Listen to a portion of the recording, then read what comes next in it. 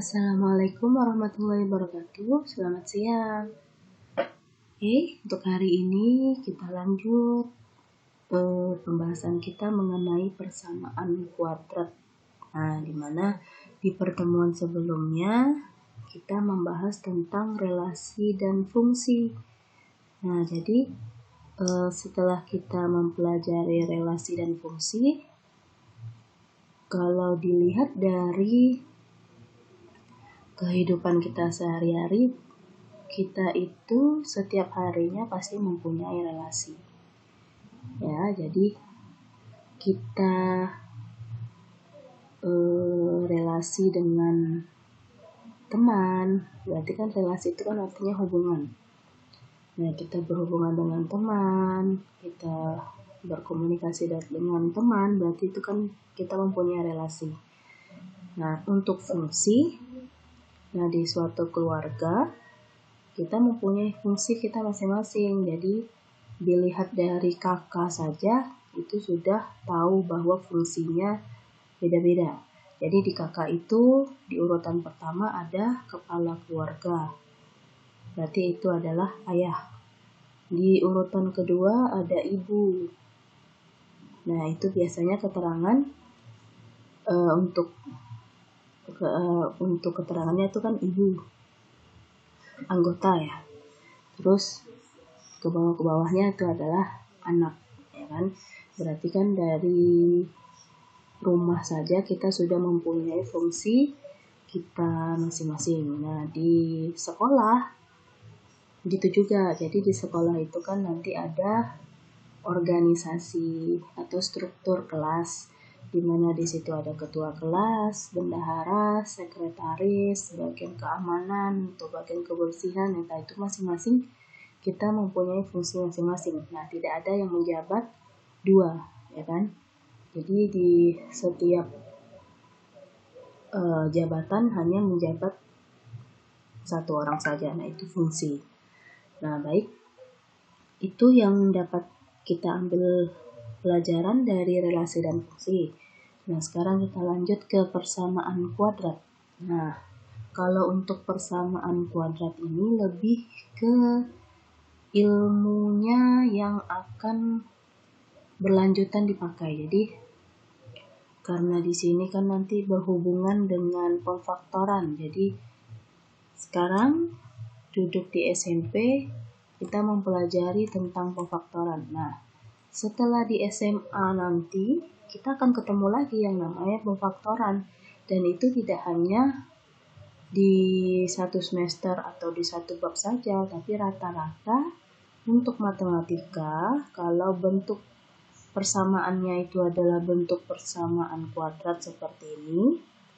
Jadi ini bentuk umumnya ax kuadrat ditambah bx ditambah c sama dengan 0.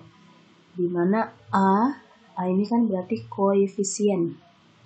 X ini adalah variabel yang memiliki pangkat 2. B ini koefisien, X ini variabel yang memiliki pangkat 1, dan C itu adalah konstanta. Nah, syaratnya apa?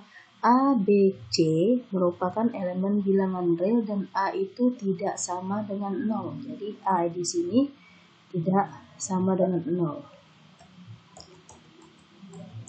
Oke. Nah, ini menyelesaikan persamaan kuadrat. Nah, jadi ada beberapa penyelesaian yang kita gunakan untuk menyelesaikan persamaan dalam bentuk kuadrat. Jadi yang pertama ada dengan pemfaktoran. Nah, di sini contohnya tentukan HP. HP itu adalah himpunan penyelesaian dari, nah ini kan persamaan kuadrat kan, di mana ada X pangkat 2, ada X pangkat 1, dan konstanta sesuai dengan bentuk umumnya tadi. Nah, si X kuadrat memiliki koefisien 1. Nah, koefisien 1 itu boleh dituliskan, tetapi lebih sering itu satunya tidak dituliskan. Jadi satunya tersembunyi. Sehingga kalau kita lihat dari bentuknya kan ada X pangkat 2, berarti kita harus menentukan nilai X-nya tuh berapa sih? Nah, cara untuk menentukan X-nya bisa kita pakai cara pemfaktoran. Jadi, kalau cara pemfaktoran ini dia cara langsung ya. Jadi kita kasih dulu awalnya tuh tanda kurung seperti ini. Tanda kurung seperti ini ada 2 yang menandakan bahwa di sini kan pangkat 2, berarti kurungnya ada 2. Terus faktor dari X kuadrat. Nah, X kuadrat itu kan artinya X-nya ada 2. X-nya itu dikalikan sebanyak 2. Nah, jadi di sini X, di sini X. Jadi untuk kali itu bisa dengan simbol titik, bisa dengan simbol cross atau silang, atau dengan tanda kurung seperti ini juga bisa, itu bahwa perkalian gitu.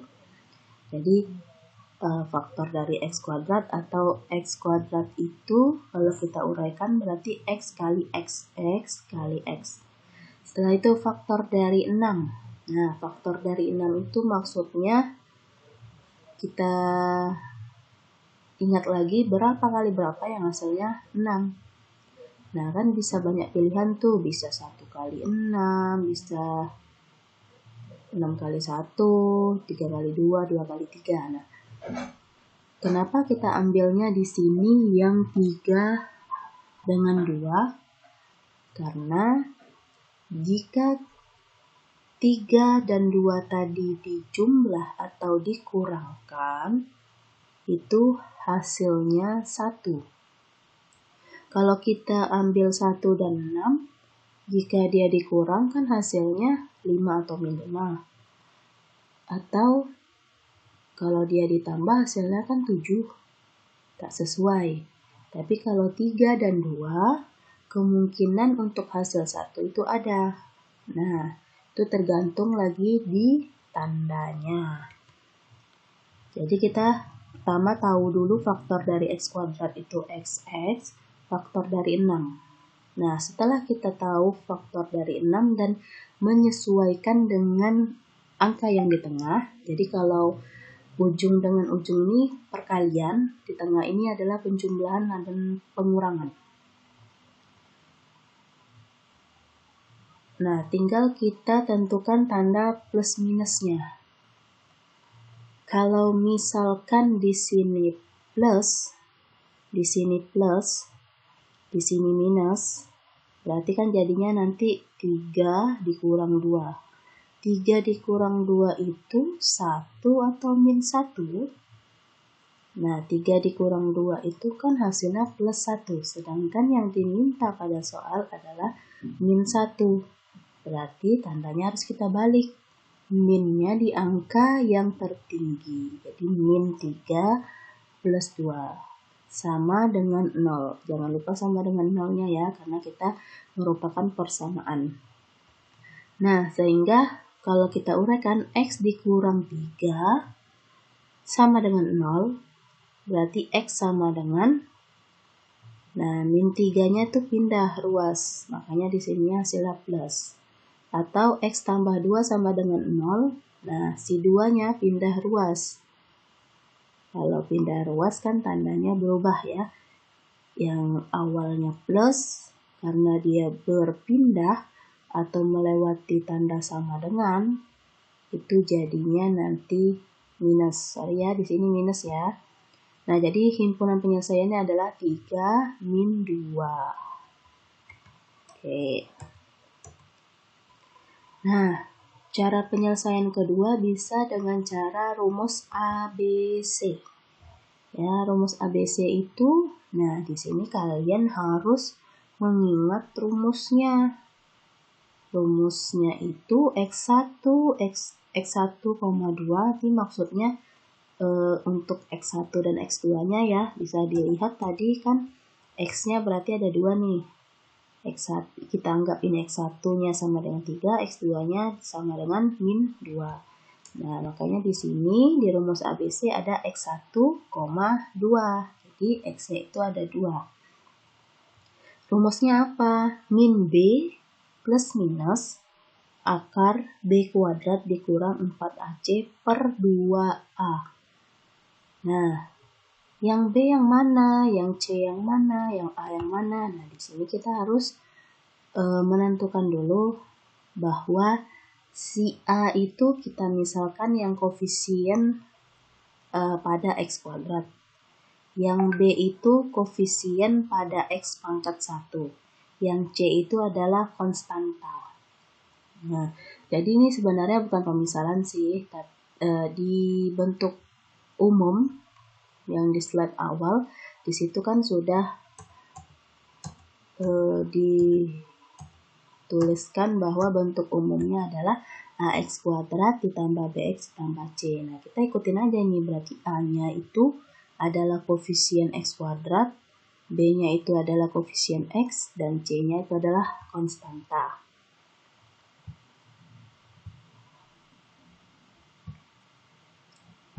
Oke, sorry.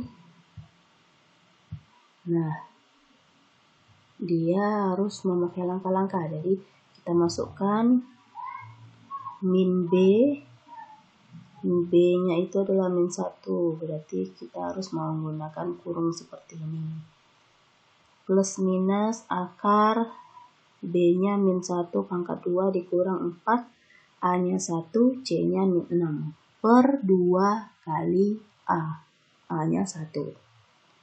Nah, sehingga hasilnya adalah yang hasil ini 1 plus minus akar 1 ditambah 24 per 2. Nah, di sini X1-nya itu kita ambil yang plusnya. Kan di sini ada plus minus. Nah, kita ambil aja yang X1-nya tuh plus, yang plus. Berarti 1 plus akar 1 tambah 24 kan akar 25. Akar 25 itu sama dengan 5. Jadi 1 ditambah 5 sama dengan 6. Jadi 6 bagi 2 sama dengan 3. Atau X2-nya. Nah, X2-nya kita ambil yang minusnya. Jadi 1 dikurang akar 1 ditambah 24. Akar 25. Akar 25 itu sama dengan 5. Jadi 1 dikurang 5 per 2. 1 dikurang 5 itu minus 4. Minus 4 bagi 2 itu sama dengan min 2. Sehingga didapat himpunan penyelesaiannya adalah 3, min 2. Sama kan dengan hasil yang menggunakan cara pemfaktoran. Nah, sama 3, min 2. Jadi mau menggunakan pemfaktoran boleh, rumus ABC boleh. Nah, selanjutnya menyusun persamaan kuadrat jika diketahui akar-akarnya. Jika X1 dan X2 adalah akar-akar persamaan kuadrat, maka persamaan kuadrat tersebut adalah X dikurang X1, X dikurang X2 sama dengan 0. Nah, seperti yang hasil pemfaktoran tadi ya. Jadi X-nya ini kalau dikalikan kan jadinya X kuadrat. Terus dikurang X1 plus X2. Jadi yang seperti penjelasan di awal bahwa yang untuk di tengahnya ini adalah hasil pengurangan atau hasil penjumlahan dari pemfaktoran. Nah, ditambah X1 kali X2. Berarti yang untuk ujungnya ini adalah yang hasil perkalian. Jadi kalau dikali hasilnya yang paling ujung, kalau dijumlahkan atau dikurangkan hasilnya yang di tengah. Jadi dia sangat berkaitan.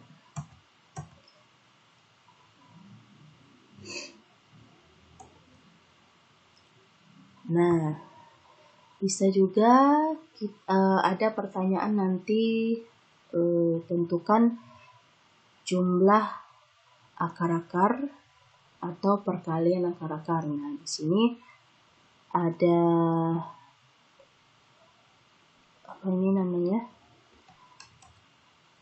bentuk persamaan kuadrat ya. Jadi bisa bentuknya itu seperti ini bentuk umumnya atau yang di sebelahnya. Oke. Nah, kalau kita lihat yang bentuk ini, berarti kan kalau X1 ditambah X2, Itu artinya kan min B per A. X1 tambah X2 kan yang di tengah tadi di sini. Terus kalau dikali X1 kali X2 itu C per A. Nah, bisa kita lihat contoh. Susunlah persamaan kuadrat yang akar-akarnya min 5 dan 4. Nah, tadi kan dibilang akar-akarnya min 5 dan 4. Nah, cara pertama, kita langsung masukkan aja. Berarti min 5 itu adalah X1-nya, 4-nya ada X2-nya. Karena di situ rumusnya adalah X dikurang X1, sedangkan X1 tadi adalah min 5. Jadi min ketemu min yang ada di rumus jadinya plus. Jadi nggak usah bingung ya, kenapa ini berubah jadi plus, karena minus pada rumus ketemu dengan min pada soal. Karena soalnya adalah min 5. Nah, yang 4-nya tetap kan? Tetap 4. Nah, yang min ini adalah rumusnya. Sehingga kalau kalian kalikan, hasilnya adalah X kali X, X kuadrat. X kali min 4, min 4X. Ditambah 5X. Nah, min 4X tambah 5X hasilnya X atau 1X, ya kan? 5 dikali min 4. 5 kali min 4 sama dengan min 20 sama dengan 0. Berarti terbukti. Terbukti ya. Atau cara kedua, pakai ini. Berarti X1 ditambah X2-nya, min 5 ditambah 4 sama dengan min 1. X1 kali X2-nya berarti min 5 kali 4 sama dengan min 20. Berarti persamaan kuadratnya adalah tinggal kita masukkan aja. Yang X1 ditambah X2 kan hasilnya min 1. Berarti min ketemu min hasilnya plus. Makanya di sini langsung buat plus 1X. Terus yang X1 kali X2 kan hasilnya min 20. Ya udah tinggal masukkan negatif 20 sama dengan 0. Untuk cara 1 dengan cara 2 hasilnya sama. Jadi mana yang lebih paham, silakan pakai cara yang itu. Selanjutnya, jika X1 dan X2 adalah akar-akar persamaan 2X kuadrat dikurang 3X dikurang 5 sama dengan 0, maka nilai X1 plus X2 adalah, nah ini pakai rumus jumlah akar ya. Nah, kita cari dulu pertama itu pemfaktorannya. Pemfaktorannya ketika sudah dapat, nah ini karena di sini 2X kuadrat berarti angka 2-nya itu kita letakkan, boleh yang X di depan atau X yang di belakang boleh. Pokoknya salah satunya. Terus faktor dari 5, berarti 5 dan 1. Nah, jadi kalau nanti dikalikan, hasilnya min 5, kalau dijumlahkan hasilnya 3. Sehingga didapat 2X dikurang 5 sama dengan 0. X sama dengan 5 per 2 atau X tambah 1 sama dengan 0, maka X-nya sama dengan min 1. Yang ditanya tadi apa? X1 plus X2. X1 plus X2 kok bisa jadi 5 per 2? Nah, dapat dari mana itu 5 per 2-nya? Dari X1 ini 5 per 2. Ditambah X2. X2-nya di sini min. Jadi 5 per 2 dikurang 1. Nah, di sini harus samakan penyebut dulu. Sama-sama penyebut 2. Atau di sini yang 1 ini kita rubah aja. Jadi 2 per 2. Hasilnya kan 1 tuh. Sudah. Berarti 5 dikurang 2 sama dengan 3. Per 2 sama dengan, nah ini kita sampai di 3 per 2 juga boleh, atau mau disederhanakan lagi ke bentuk pecahan campuran boleh. Menjadi 1 per 2. Nah, di sini ada juga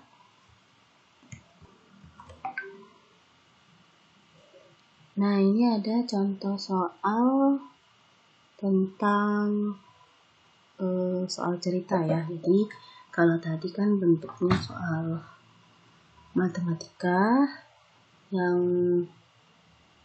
biasa, jadi ini bentuknya soal cerita. Kalau yang tadi mungkin kalian bisa langsung mengerjakan, kalau ini harus dimisalkan dulu baru dikerjakan. Contohnya, 2 buah bilangan genap yang berurutan hasil kalinya 288. Nah, di sini tidak diketahui kalau bilangan genapnya itu apa, berarti harus kita misalkan. Pertanyaannya, susunlah persamaan dalam X jika salah satu bilangan yang dimaksud misalkan X.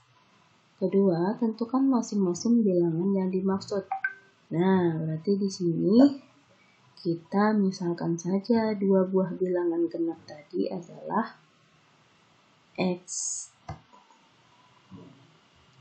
Nah, misalkan, misalkan bilangan tersebut adalah X dan X tambah 2. Jadi, yang bilangan genap pertama itu adalah X, yang bilangan genap kedua itu adalah X tambah 2. Nah, sehingga diperoleh bentuk matematikanya X dalam kurung X tambah 2, karena tadi di soalnya kan 2 buah bilangan genap yang berurutan hasil kali kan, makanya di sini kita mengalihkan bilangan tersebut.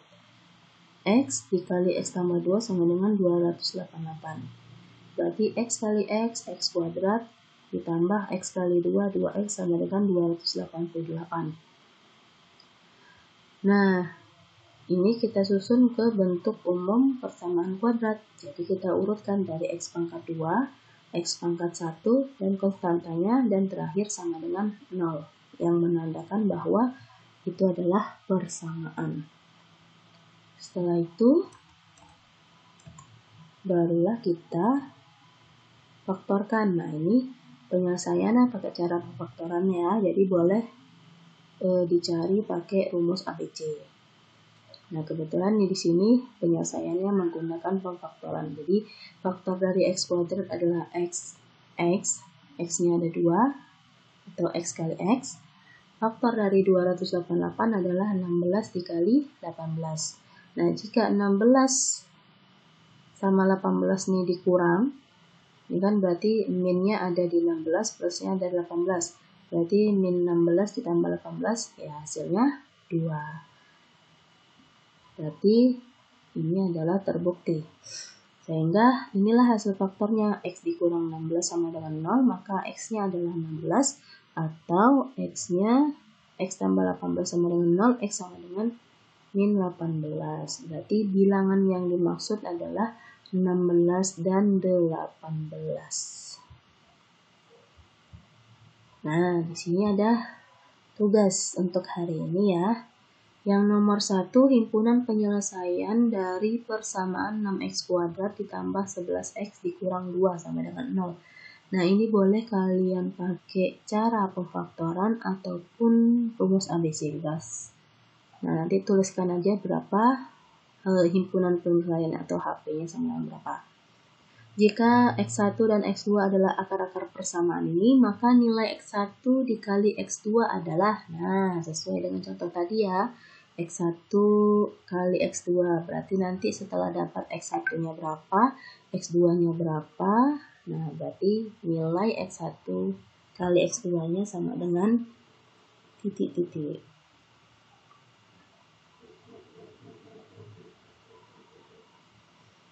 Oke, lanjut yang nomor 3. Nah, nomor 3 ini pilihan ganda. Apabila salah satu akar dari X kuadrat dikurang 2X dikurang 24 sama dengan 0, ditambah 15, hasilnya adalah, nah nanti berarti kalian harus memfaktorkan dulu bilangan ini. Nanti coba salah satu akarnya kalian tambahkan 15, hasilnya ada di pilihan ganda. Ya. Yang nomor 4, esai ya. Jika X1 dan X2 adalah akar-akar dari ini, dan X1 lebih besar dari X2, nilai dari 2X. Nah, nanti ini juga sama, difaktorkan dulu atau pakai rumus ABC. Nah, X1-nya itu adalah angka yang lebih besar dari X2, dari X2-nya. Nah, nanti setelah itu kalian cari nilai 2 dikali X1 ditambah X2. Nanti nilainya berapa. Yang terakhir, dua buah bilangan asli genap berurutan hasilkannya 168. Jumlah dari dua bilangan adalah, nah ini caranya sama kayak contoh terakhir tadi. Jadi kalian harus misalkan dulu bilangan genap yang pertama X, bilangan genap yang keduanya X tambah 2 sama dengan 168. Nanti pakai cara pemfaktoran ya. Oke, terima kasih. Cukup sekian penjelasan mengenai persamaan kuadrat. Assalamualaikum warahmatullahi wabarakatuh.